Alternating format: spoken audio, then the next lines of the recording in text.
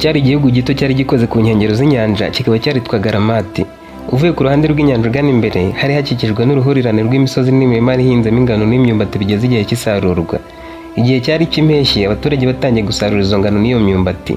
Nubwo cyari igihugu giciriritse ugereranyije n'andi mahanga yari abakikije, abaturage bacyo bari bifitiye amahoro. Icyakora muri iyo mpeshyi hari ikintu gikomeye cyari kigiye guhungabanya umutekano n'amahoro byabo. Hari hashize iminsi bumva inkuru z'ubwami bwa Midari.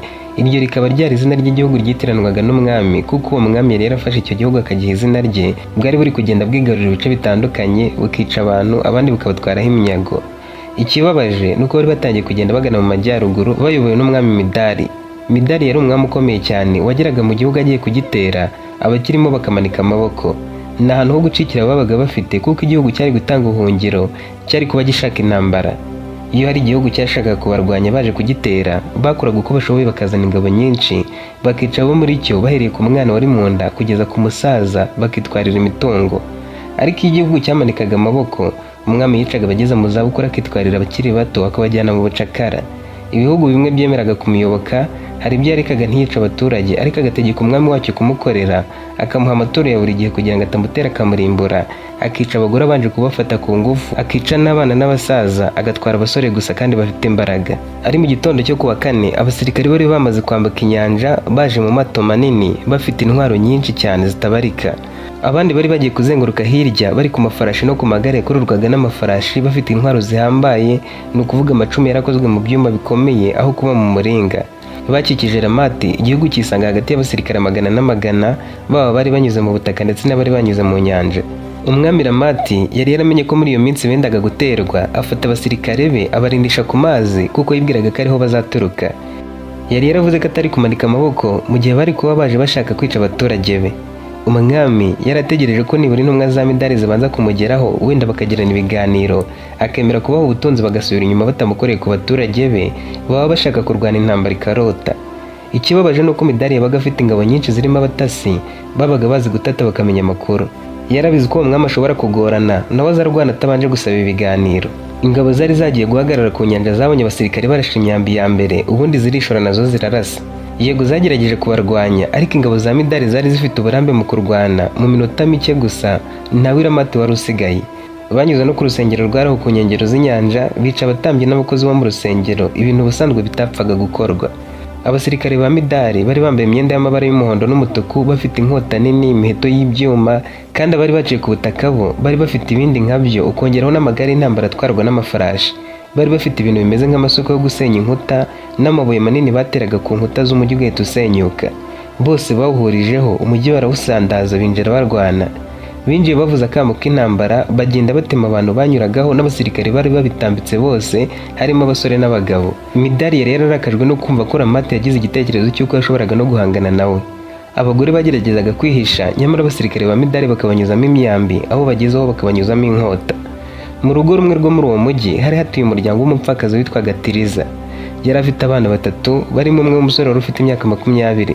Uwo musore yari azi ahantu inyuma y'umujyi hari urutare rwari rukikijwe n'ibihuru, kubw'amahirwe abasha gucikana abagize umuryango we bose abasohora mu mujyi, agenda berekezayo. Icyakora mu kugenda murumuna we yagize isereri agwa hasi, Rasha arebye hirya abona abasirikare ba Midari batari binjiye mu mujyi, bagasigara inyuma yawo. Yasabye mama we na mushiki we kugenda bunamye bakajya kwihisha mu gihuru. We yagumye iruhande rwa murumuna we agerageza kumuhagurutsa ngo amutware ku bitugu, akimuzamura umwambi umunyuramo. Murumuna we yarapfuye. Rasha abona ingabo 3 za Midari zije zimusatira, aratitira cyane. Baramufashe banga kumwica, baramubwira bati twabonye mama we na mushiki wawe bamaze kubahisha, n'ubundi kwica twabihagaritse, tugiye gutwara abasigaye b'abasore tubajyane, kandi nawe ntitwagusiga. Bamushyizemo iminyururu, bamwuriza mu igare, bamujyana hirya abandi basirikare bari guhuriza hamwe bari barukotse bagiye kubajyana Midari, babavanye aho ngaho i Ramati. Ubwami bwa Midari bwari bukomeye, bufite abasirikare bari bazi kurwana. Bwateguraga igitero ku rwego rwo hejuru bitewe n'icyerekezo umwami yabaga afite, kwaba ari ugutsinda igihugu runaka, kurimbura iby'ingenzi byacyo, no gufata abaturage bacyo bakabajyana. Ibi bikorwa byaterwaga ahanini n'intego yo kugenzura inzira z'ubucuruzi no gutwara abantu babaga bafite ubumenyi, ubuhanga n'imbaraga, ku buryo bashoboraga kugirwa abacakara batanga umusaruro. Iyo igitero cyabaga kigeze ku ntsinzi, umwami Midari yategekaga ko abaturage bafashwe nk'imbohe bajyanwa nk'iminyago. Ariko we yari yaratangiye kubaka umujyi ukomeye, bityo yifuzaga abantu bo kuwubaka kandi ntakoresha abaturage be cyangwa ubutunzi bwe, ahubwo agakoresha ibyo yasahuraga mu gihugu yabaga yatsinze, kandi bikubakwa n'abacakara yabaga yatwaye, akenshi b'abasore n'inkumi babaga bagifite imbaraga. Ubwo bwami bwa Midari bwari bufite imbaraga, ubuhanga mu ntambara n'ubuyobozi buhanitse ku buryo bwari bwarabashije kwigarurira ibihugu byinshi, harimo n'imijyi ikomeye nk'uwo mu gihugu cya Ramati, ndetse bukajya bubategeka nk'uko igihugu cy'igihangange kigarurira ibindi kikabitegeka. Umwami w'i Ramati we bari bamunogoyemo amaso, basiga bamumanitse ku giti kirekire kuko umwami Midari yavuze ko yamusuzuguye. Ubwami bwe bwari buyobowe n'abami bari bafite ububasha budasanzwe, bagenzuraga imijyi minini n'intara zitandukanye. Abami ba Midari ntibari abasirikare gusa, ahubwo bari n'abategetsi b'inzobere mu mitegekere n'imibereho y'abaturage. Bivuze ko Midari we yayoboraga abandi bami b'ibihugu yabaga yaratsinze, ariko nyine ntarimbura abaturage baho. Abo bami bari nk'abacakara be, bamuzanira amaturo kandi bakamwohereza abakozi bo kubaka ibikorwa remezo. Iyo yabaga ashaka gutera igihugu runaka, bifatanyaga nawe bakamuha ingabo zihagije, ibyatumaga ubwami bwa Midari bumenyekana ku kugira igisirikare kinini. Bakoraga abaturage bafite imbaraga mu bihugu batsinze bakabajyana mu bindi bice, bakabaca intege ngo batazongera kwigomeka. Mu buzima busanzwe, Midari cyari igihugu gifite ubumenyi bukomeye mu by'ubwubatsi, ubucuruzi n'ubumenyi. Bubakaga imihanda minini ihuza imijyi n'imbibi z'ibihugu, bityo ibyo bigatuma ubutegetsi bubasha kugera hose no gukurikirana ibikorwa byose. Ubucuruzi bwakorwaga cyane biciye mu nzira z'amahoro n'iz'intambara. Ibihugu batsindaga ntibatwara abaturage, akenshi nabyo byabaga byarateye imbere mu rugero runaka, rero bakabitegeka gutanga imisoro ihagije, maze bakazana izahabu, ifeza, amatungo, ibiti byabaga bikomeye n'amabuye y'agaciro. Kubera ko umwami yashakaga kubaka ubwami bukomeye bwuzuyemo ibikorwa remezo, abari baturutse mu gihugu cya Ramati barimo Rashi yarabazanye ngo bakore akazi ko kubaka imihanda. Rashi bamugejejeyo bamushyira mu bagombaga kubaka imihanda, bagenzurwaga n'umukobwa w'umwami. Uwo mukobwa w'umwami yari afite inshingano zo kujya agenzura abari bahagarariye kubaka imihanda, bakamuha raporo nawe akayijyana ku mwami Midari. Yari umukobwa mwiza wakuze neza, warezwe neza, afite ubuhanga, ubumenyi n'igihagararo, kandi nyine yaratojwe kuba inkazi nka se, wari umwami utoroshye. Mu bwami bukomeye nk'ubwa Midari, ingufu z'ubutegetsi zabaga zishingiye ku muco no ku bwenge kuko byafatwaga nk'umutima w'igihugu. Umwana w'umwami, cyane cyane w'umukobwa, yabaga afite umwanya udasanzwe kandi yubahwa. Umwana w'umukobwa w'umwami yakuriraga mu gice cyihariye cy'inzu y'ubwami bita Ikaro, ni ukuvuga ingoro y'umwami, akitabwaho n'abagore bari barabujijwe gushaka abagabo. Abo bababuzaga gushaka kugira ngo bazagire ubwenge bwinshi, baba abarimu n'abagore b'abanyabwenge bashoboraga kwita ku bana b'abami. Uwo mwana w'umukobwa wa Midari yitwaga Berisa, akaba yari mu myaka nka 20.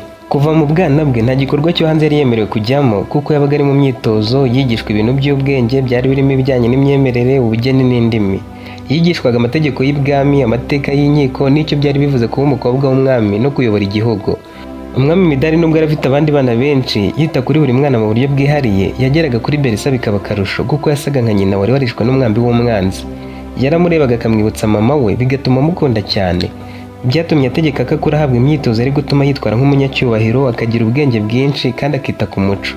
Umwami yari yaramuhaye abarimu b'inararibonye, bamwigishaga ibintu bitandukanye birimo kwihagararaho, kwiga impamvu zitera ikintu cyose n'ingaruka zivamo, kumenya abantu n'imico yabo nubwo baba batagize icyo bavuga cyangwa bakora, no gutegura ijambo yashoboraga kuvugira imbere y'abantu ku mugaragaro mu gihe bikenewe, kandi agatozwa icungamutungo n'ubuyobozi ku buryo nubwo atari kuba umwami, ariko yari kujya atanga ibitekerezo mu miyoborere bikaba byagenderwaho. Amaze kugira imyaka 18, Midari yasabye ko atangira kugira uruhare mu buzima bw'ubutegetsi bw'igihugu, atari nk'umutegetsi wuzuye, ahubwo ari nk'umwe mu bari bagize inama ngari z'ibwami. Agize imyaka 20, yatangiye guhabwa inshingano zo kugenzura ibikorwa bya rubanda birimo kubaka imihanda, imijyi, ingoro n'ingomero. Yajyaga abakene, abacuruzi n'abakozi b'ibwami bubakaga imihanda cyangwa imiturirwa, agasuzuma niba amategeko y'ubwami yubahirizwa, agatanga raporo ku mwami cyangwa ku wari umwungirije. Gusa yagendaga afite abamuherekeje, abasirikare bamurindaga, abayobozi b'inzego z'ubwubatsi n'abanditsi bandikaga ibyo avuze byose. Akenshi yajyaga anagira ijambo ku byerekeye imibereho myiza y'abacakara, kuko umwami yabaga ashaka ko amazina y'umuryango we avugwa neza mu gihugu hose. Kubera ukuntu yitwaraga neza, byatumaga umwami amukunda kurushaho, ndetse amufata nk'umukobwa wa mbere wabayeho mu mateka, wari ufite ijambo rikomeye kubera urwego rw'ibitekerezo bye no gucunga umutungo w'igihugu. Ibi byose umwami yabimushyiragamo kuko yifuzaga kuzamushyingira umwana w'umwami wo mu bundi bwami bwari bukomeye. Ntiyifuzaga na gato ko yari kuzajya akamukoza isoni. Igihe abafashwe nk'iminyago i Ramati bazanwaga muri icyo gihugu, bashyizwe mu byaro ngo bajye kubaka imihanda miremire yari kugihuza ubwo bwami bwa Midari n'ubundi bwami bwari buteye imbere, bahuzaga imbaraga. ubwo bwami nabwo bwari bwaragiye bwigarurira ubwami bwo mu majyepfo, ubwa Midari bwo bwarafashe uburasirazuba n'amajyaruguru, ariko bari bunze ubumwe batanatekereza kurwana. Ubwo bwami bundi bwitwaga ubwa Kandama. Aho Rashi yakoraga muri iyo mihanda bakoraga imirimo ikomeye, barahurijwe hamwe n'abandi baturage bari barakuwe hirya no hino. Abacakara babaga ari abakozi bahoraho, bari bashinzwe gukora imirimo y'ingufu, bahembwaga ibyo kurya gusa. Ubusanzwe bakoraga iminsi 10 ikurikiranye, bagahabwa ikiruhuko cy'umunsi umwe, ubwo wabaga ari umunsi wa 11. Amasaha y'akazi yakurikizaga izuba, bagahera mu gitondo cya kare rirashe, bagakora kugeza rirenze. Bivuze ko bakoraga amasaha hagati y'8 n'10 ku munsi, bitewe n'igihe cy'umwaka. Mu masaha ya saa sita, abari bashinzwe kubatekera aho ku muhanda babaga bagomba kuba bahishije, bakabagaburira, basoza kurya bagasubira mu mirimo. Aho babaga bageze bakora, bahubakaga utuzu tw'ibyatsi ari two bararagamo, bakanadutekeramo. Hari hashize iminsi myinshi bahageze bakora mu mihanda, ariko umukobwa w'umwami ataraza kubagenzura. Yatumye abayoboraga imirimo y'ubwubatsi ababwira ko mu minsi 2 yari kuza kubareba, akareba aho ibikorwa bigeze nuko bitaga ku bacakara. Ikintu ubwami bwa Midari bwarushaga ubwa Kandama nuko nibura bo bitaga ku bacakara babo, bakabagaburira ibyo kurya bimeze neza kandi ntibabakubite. Ariko bakoreshwaga imirimo ikomeye kandi ivunanye. Gusa nabo bararyamaga bakaruhuka, kandi mu kiruhuko cya saa sita bagafata amasaha 2 yose badakora. Ndetse ahantu babaga bageze bubaka imihanda, babanzaga kuhashyira akazu kari kagenewe kuvurirwamo bakomerekeraga mu bwubatsi cyangwa se abagiraga izindi ndwara. Umucakara wabo bamwitagaho kurusha umuturage, kuko Midari yavugaga ko iyo bitaweho nabo bakorana umwete, bakaba mu gihugu bishimye mu rugero runaka nubwo babaga ari abacakara, bigatuma ibikorwa bye byihuta. Mu karuhuko ka saa sita rero, Rashi yabaga ari kumwe n'abagenzi be ababwira inkuru z'urwenya ku buryo basekaga bakibagirwa ko bari mu kazi. Ahantu yabaga ari, abakobwa n'abahungu ntibahatangwaga, bazaga kumwicara iruhande nubwo yabaga atavuga. Iyo yageragezaga kubabwira inkuru nubwo yabaga ibabaje ite, bisangaga bari guseka kubera ukuntu yayibabwiraga. Bageraga mu kazi noneho bikaba akarusho, agakorana umwete ku buryo abakoresha bagiraga ngaho afite icyo ashinzwe, wenda akaba atari umucakara nk'abandi, ahari wenda akaba yaraje nka maneko, kuko we ntiyatinyaga abagapita. Iyo bamubwiraga ibintu bitumvikana yarabaseserezaga. Byari byemewe ko umucakara wigometse ku mukapita mukubita, ariko we ntiyari gukubitwa kandi yarabaga avuga ibintu byumvikana. Yafataga vuba ku buryo yaje ahereza abafundi bubakaga imihanda, akisanga bamugize umufundi hatarashira icyumweru. Umwete yakoranaga watumaga benshi bamufata nka nyiri iyo mihanda bubakaga, bakamubonamo ishusho ya Midari, kuko yavunikaga nk'aho yahembwaga, nk'aho yari yarapatanye, byose akabikora ku bushake bwe. Ku munsi nyirizina, umukobwa w'umwami Berisa yaje aherekejwe n'ingabo zirenga 30 zari zitwaje intwaro. Yaje habura amasaha 2 ngo abacakara bajye kurya, kandi yari yavuze ko agomba gusangira nabo kugira ngo bashishikarize kujya babatekera neza, bazirikana ko n'umwami ubwe yabiryaho. Yaraje ahageze atangira kugenda areba ukuntu bubakaga, asuhuza abo yanyuragaho abapepera anabasekera. Yasekaga neza cyane ku buryo abasirikare bamurindaga babaga bifuza kuzahora bamurinda, kugira ngo bajye birebera ubwiza bwe bwari butangaje, bwarushagaho kwifuzwa na benshi kubera inseko ye yari itangaje. Mu kubaka imihanda hari ubwo babanzaga gusa nk'abasize aho wari kunyura, bagakora inzira irambuye. Nyuma bayuzuzagamo amabuye yabaga aremereye, bakayapangamo neza akamera nka fondasiyo. Hejuru yaho bashyiragaho andi mabuye mato yabaga aconze neza, bakayafatisha godoro. Berisa anyuze ku bakozi ba mbere, anyura ku ba kabiri, akomeza imbere agenzura uko bubakaga. Imbere gato ariko ahagana hasi hari umukingo bazamuragaho urutindo rw'amabuye. Abasore bakoraga aho hasi bari barimo Rashi, ariko bo ntibari bafite amakuru ko umukobwa w'umwami yaje ko bagenzura ko yahageze kare. Rashi yari ari gutera abandi urwenya, ariko rurimo inyigisho ukuntu. Umukobwa w'umwami yagendaga anyura ku bandi bakagira ubwoba, bakaruca bakarumira, ariko Rashi na bagenzi be bajyaga impaka bari gusigana. Bavugaga ku nsanganyamatsiko y'uko umuntu wese utuye ku isi ari umucakara. Baramusiganyije, arababwira ati nubwo muri kunsiganya, mumenye ko isi igabanyijemo ubwoko bubiri bw'abacakara. Habaho ubwoko bw'abacakara baba babizi, barabigizwe n'abantu ari bo twe. Hakabaho n'abacakara batabizi, bagirwa abacakara n'icyubahiro, ubutunzi, imbaraga n'ubuhanga bwabo. Ibyo bintu bibagira abacakara, bakabaho nabi hanyuma y'abandi. Bagenzi be baramusetse, baramubaza ati ariko Rashi warasaze? Ibaze ko ubu turi mu gihugu cy'abandi. Twaje baduhambiranyije, batwambitse iminyururu. Turara mu nzu z'ibyatsi, tukarara mu bindi byatsi. Iwacu twarararaga ku buriri bwiza. Wowe ubwawe ntuzi n'aho abagize umuryango wawe baherereye, niba bariho cyangwa barapfuye. Murumuna wawe baba mukwiciye mu biganza, ni kuvuga warangiza ukavuga ko uri umucakara wishimye, ukanarenzaho ko n'abagukoresha ubucakara ari abacakara babaje hanyuma yawe. Berisa hageze bari kuganira icyo kiganiro, arunguruka hasi arababona, ariko bo ntibamubona. N'ubundi bakoranaga umwete kandi bari bemerewe kuvuga ibyo bashaka, ntacyo yari kubatwara. Rashi yisanzuye yarababwiye ati kamusobanurira ukuntu aho kuba umucakara ntabizi, naho umucakara mbizi nka gutya ndi we. Icya mbere ndahera ku mwami. Umwami wacu ni umucakara ukomeye kuruta abandi. Barasetse baramubwira bati kandi we bazakwica kubera kuvuga umwami nabi. Nawe ati ngaho ibaze ubwo bucakara bwo kumva ko adakwiriye kuvugwaho nabi kandi akora nabi. Ese ubundi umucakara muzi icyo ari cyo? Bamusabye gukomeza akabumvisha icyo yashakaga kuvuga. Umukobwa w'umwami nawe yagize amatsiko yo kumva ukuntu se wayoboraga ibihugu byinshi yari umucakara kurusha abandi kugira ngo batamubona yigira inyuma ho gato. Abandi bacakara nabo bumvaga ibyo Rashi yavugiraga hasi bakumva bamubuza kubivuga ariko bakabura aho bahera kuko Berisa yarabahagazemo. Rashi utaruzi bijya mbere we na bagenzi be yababwiye ko asobanuraga ubucakara. Yarababwiye ati twese tuzi ko umucakara ari umuntu wambuwe uburenganzira bwe bw'ibanze agashyirwa mu bubasha bw'undi muntu. Akora imirimo nta bushobozi bwo kwihitiramo afite, nta burenganzira bwo kwanga cyangwa kwemera afite, akenshi akabikora atishyurwa ahabwa ibyo kurya gusa ngo abeho. Abo ni twebwe kandi twishimiye cyane kurusha abandi bose kugera no ku mwami. Barivugishije bati bishoboka biteze. Yarakomeje ababwira ko ubucakara ari ikintu cyagutse butagarukira ku kuba umuntu ari mu maboko y'abandi. Yasubiye mu bwoko bubiri bw'abacakara arababwira ati hariho abamenye ko ari abacakara, abo ni nkatwe. Mwavuga ko tubayeho nabi twambuwe byose ariko tuzi ukuri ko aho duhagaze, tuzi neza ko tutigenga, ko twarenganyijwe tugakurwa iwacu kandi ko nta burenganzira dufite, yewe n'urupfu rwatugeraho isaha ku isaha. Ibyo rero biduha imbaraga zo gukomera tukabaho tuzi icyo turwana nacyo, bigatuma tugerageza kwishimira ibyo turimo. Ubu buzima tuzi ko ari bwo bwacu, bityo ntiduhangayika kuko tuba tuzi ko turabyuka tugakora tukarya tukaryama. Ese ntidutuje kuko tuzi ibyo twagenewe? Abandi babaye abacakara batabizi, bo ni abantu bafite icyubahiro, ubutunzi, imbaraga, ubwenge n'imyanya y'icyubahiro. Bahinduwe abacakara n'ibyo batunze cyangwa ibyo bafite. Bashobora kuba bafite amazu, imodoka, ijambo mu bantu ariko mu by'ukuri batigenga. Ibintu bafite nibyo bibagenga. Batinya kubyamburwa, bagerageza kubibungabunga bikomeye, bakemera kwica n'abantu, bakagira abandi abacakara, bakaba abacakara b'ibyifuzo byabo n'iby'isi bitezeho. Abandi bacakara batangiye kuzunguza imitwe bamwereka ko bari kwemeranya nawe, baramubaza bati ngaho usobanura iby'umwami wavuze iby'uko Medari nawe ari umucakara. Yarasetse arababwira ati umwami uwo ari we wese aba ari umucakara ukomeye kurusha abandi bantu. Yego nka Medari ntaba mu nzu y'ibyatsi cyangwa ngo yambare iminyururu, ahubwo nashakaga kuvuga ko umwami yabaye umucakara w'intebe ye, umucakara uharana ubwoba bwo gutakaza ubutegetsi n'icyubahiro cye. Ashobora kudasinzira ahangayikishijwe n'abanzi, uburiganya bw'abamurinda, abantu bashobora kumuhirika ku butegetsi n'amahame y'ubwami akomeye cyane ku buryo atabona amahoro. Ariko se twebwe ntituryama tugasinzira? Twe nta kintu kidutungura kuko aho twubaka turahazi, niharangira bazatujyana ahandi. Ariko we ahora ahangayikishijwe no kuba yatungurwa n'abo yizera bakamuca ijosi bakamukura ku butegetsi. Nubwo agaragara nk'umunyamaboko, yabaye umucakara w'ubutegetsi bwe. Barabyemeye, basoje kubivuga babona Berisa amanutse hasi anyuze ahantu bari bakoze sikariye, agenda basanga, yitegereza Rashi mu maso nta jambo avuze. Rashi nawe amwitegereza nta bwoba na buke. Nubwa mbere yaramubonye. Berisa yakomeje kumureba nta guhumbya, Rashi nawe akomeza kumureba. Berisa bari kugira isoni areba hasi. Yongeye kubura umutwe ngo amurebe, Rashi aterura urubiye arishyira ku rutindo bazamuraga, akomeza akazi atamwitayeho. Abandi bari kumwe na Rashi bagize ubwo batekereza ko yumvise ibyo yavugaga, wakomeza kumena nkaho nta cyabaye.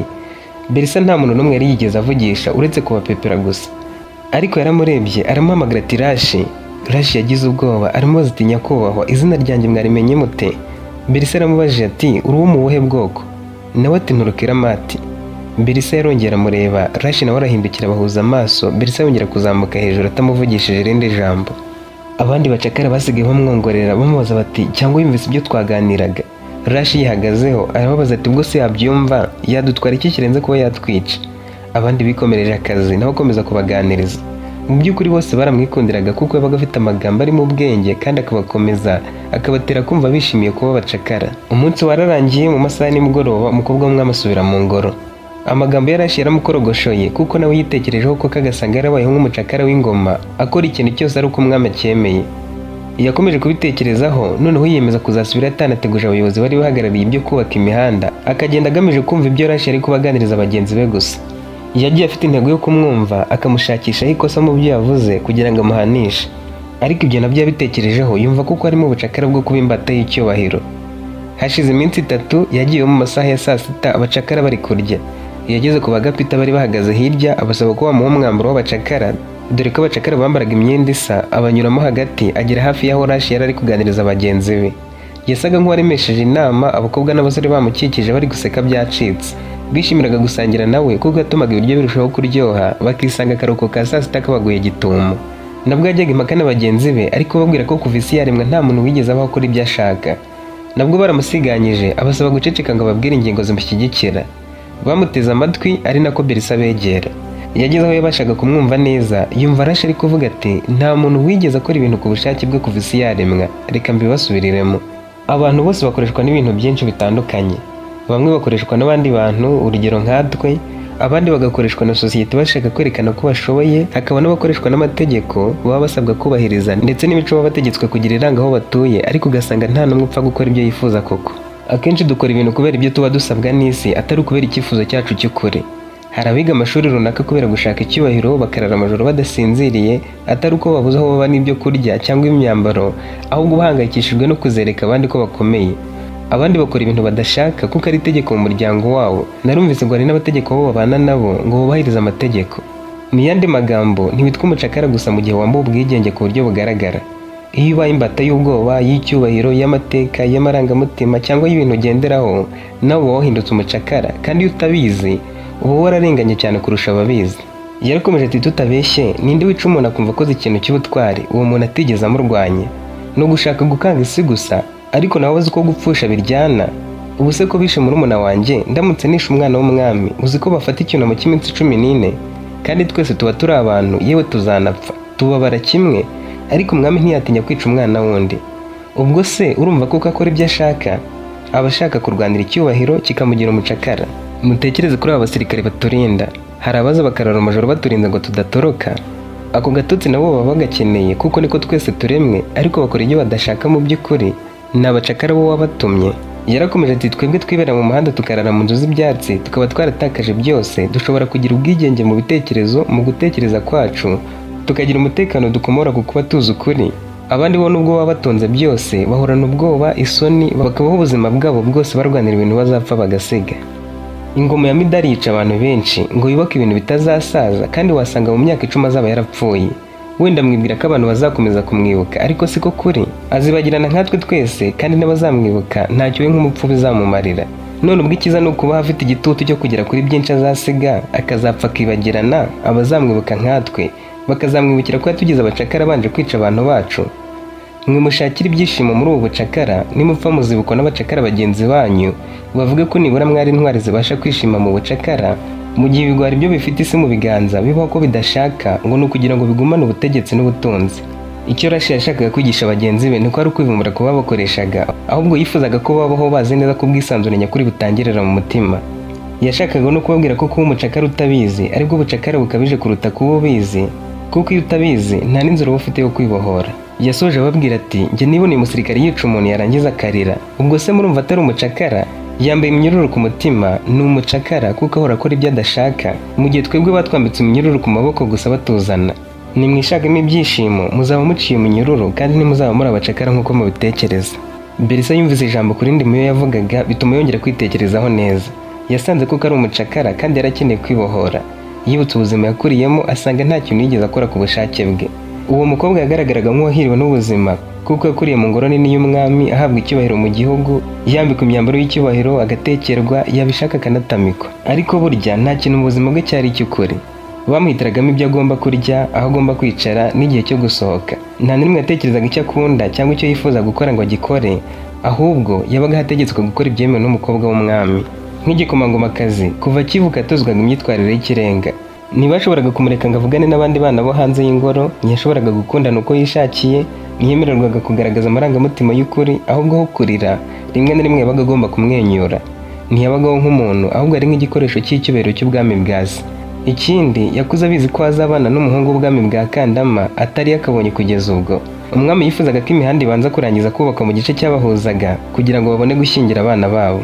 Bari kubana atari uko amukunze, ahubwo ari kubwo kubungabunga amasezerano y'ibihugu. Ntiyari afite amahitamo yo kwigira uko ashaka, kwiyambika uko yishakiye cyangwa kuvuga ibyo atekereza ku mugaragaro. Ntiyashoboraga gusuka amarira uko ashaka, ntiyashoboraga kurakara cyangwa gutaka, kandi ntiyari kujya aho ashaka hose. Buri gihe yasabwaga kuba icyitegererezo, agakora ibikwiriye umukobwa w'umwami aho gukora ibyo yifuzaga. Yakomeje kubitekerezaho, akuramo ingofero yari yambaye, ava aho yari ahagaze, abandi bacakara babona ko ari umukobwa w'umwami. Bagize ubwoba bwinshi cyane baraceceka, nabo bibonye avugira hejuru ati ntabwo muri abacakara, nimukomeze mwivugire ibyo mushaka. Yahamagaye Rashi, nawe amwitaba afite ubwoba kuko aramaze kubona ko ibyo yavugaga byose yabyumvise. Yamuje imbere ariko agerageza kwihagararaho. yaribwirije arapfukama, Berisa amusaba guhaguruka. Yamufashe ukuboko amuvana aho abacakara bafatiraga amafunguro n'akaruhuko ka saa sita, amujyana ahantu yari yubakiwe ihema ako kanya. Iyo Berisa yageraga ahantu bari kubaka, bamwubakiraga ihema ako kanya bagashyiramo amazi n'ibindi bintu yashoboraga gukenera mu gihe ari kuba akiri aho. Yajyanyemo Rashi agenda afite ubwoba, bagezemo abasirikare bahita baza bakikiza iryo hema ariko basizemo intera. Kuba bari kumwumviriza bari kubihanirwa. Igikomangomakazi cyaramubajije kiti none se Rashi warize? Nawe ati nize amashuri y'iwacu yose. Berisa ati none se abaturikiramati mwese muba muzi ubwenge? Nawe ati baba babuzi, nuko ubwenge bw'abantu butajya bungana. Ahantu hose uzajya uzahasanga abanyabwenge bari ku rwego rutandukanye.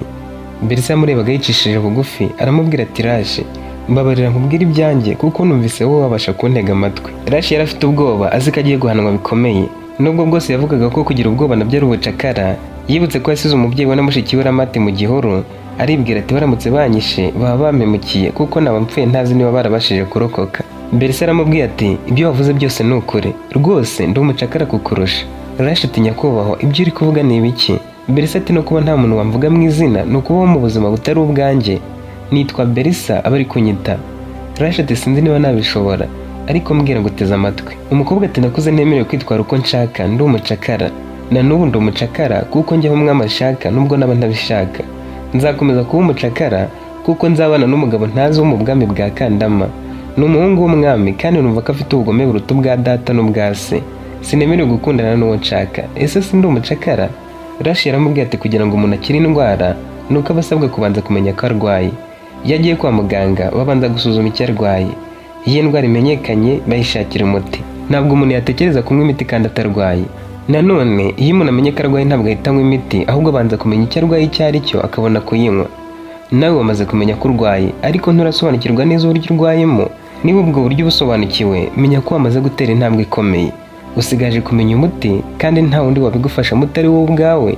Umucakara w'ukuri ni wa wundi utabizi. Wowe uzi icyo wifuza n'icyo utegetswe.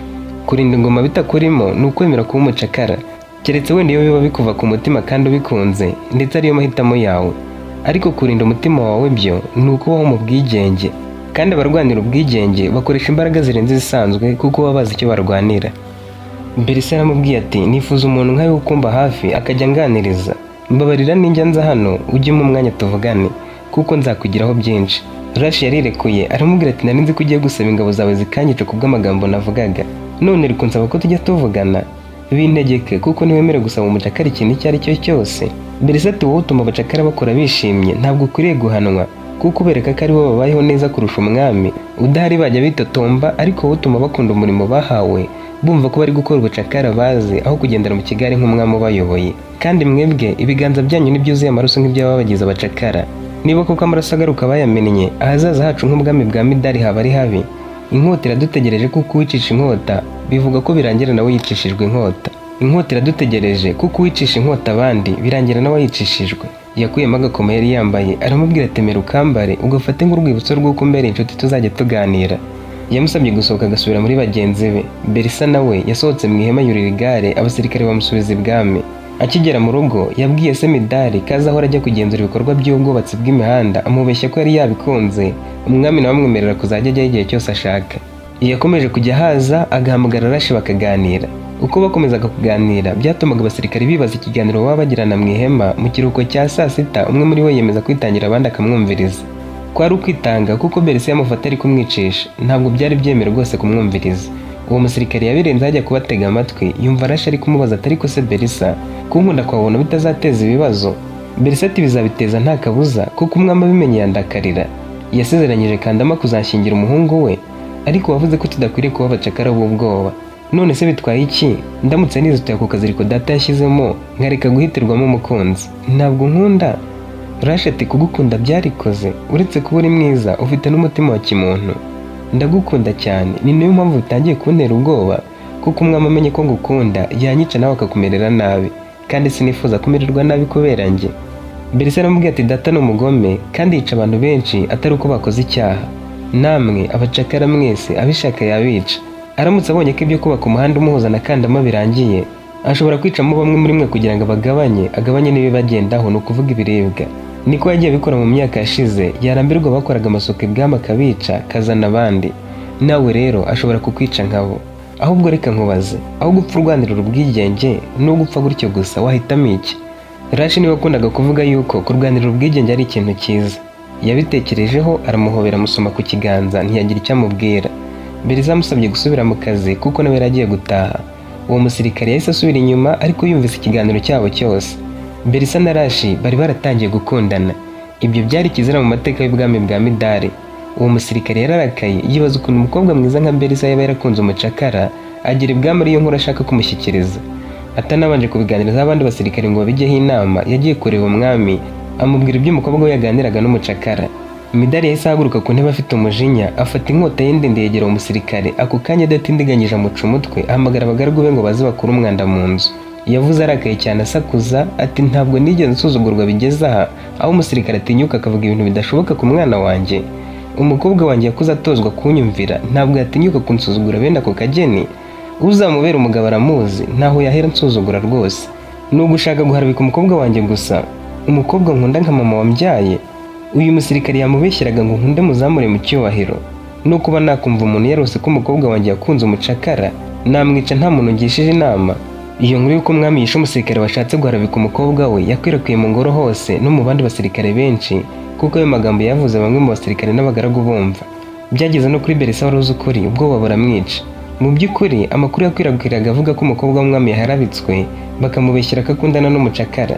Ariko Belisa we yarabizi ko bakundana bya nyabyo, ko ibyo atari ibihuha, kandi ko umusirikare atabeshyaga. Ahubwo icyamurakaje ni ukuntu yari yamwumvirije.